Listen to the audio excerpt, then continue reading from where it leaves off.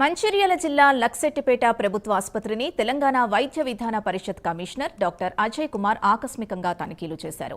ఆసుపత్రిలోని రికార్డుల్ని తనిఖీ చేసి చికిత్స పొందుతున్న ప్రజల సౌకర్యాలపై ఆరా తీశారు.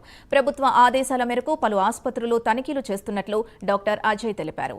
సీజనల్ వ్యాధుల పట్ల అప్రమత్తంగా ఉండాలని డాక్టర్ అజయ్ కుమార్ అవేర్నెస్ కల్పించారు. కమిషనర్ టీవీపీ తెలంగాణ వైద్య విధాన పరిషత్ ఈరోజు లక్ష్మీపేట విజిట్ చేయడం జరిగింది. ఈ విజిట్ మెయిన్ రీజన్ ఏంటంటే సీజనల్ డిసీజ్ మీద ఆనరబుల్ హెల్త్ మినిస్టర్ గారు ఇచ్చిన డైరెక్షన్స్ తర్వాత మన సెక్రటరీ గారు ఇచ్చిన ఆర్డర్స్ తోటి మేము ఈరోజు రావడం జరిగింది.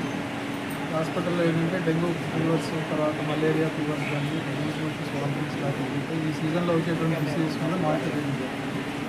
డ్రగ్స్ తర్వాత ల్యాబ్ విషయం కానీ పేషెంట్ కేర్ విషయం కానీ ఇక్కడ ఎటువంటి ఇబ్బంది కావాలని అన్ని డైరెక్షన్స్ ఇచ్చారు. పేషెంట్స్ తోటి కూడా రియాక్షన్ అంటే ఇంటరాక్షన్ జరిగింది.